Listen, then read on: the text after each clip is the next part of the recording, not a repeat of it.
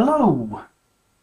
Well, this is a bit of an experiment for me, really, because I don't normally do vlogs. I've never vlogged before, not properly. I've done them as characters, but never a real vlog.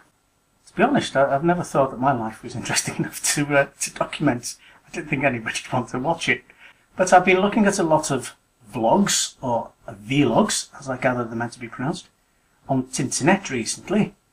And it seems to me people rabbit on about pretty much anything. The old talk. So, I suppose everybody's life is interesting to somebody. So I thought, why not have a go? Why not have a go? So, here we go. This is my first vlog. I'm sitting here now because, well, I've done all my internet tasks for this morning. I do a lot of internet work. And I was supposed to be going to Chester with the missus and her friend. But our heating's broken. Gas boiler's playing up. And so at the moment we've got no heating and no hot water, but there was supposed to be a gas man coming today.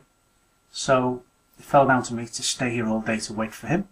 And predictably, nobody's turned up yet.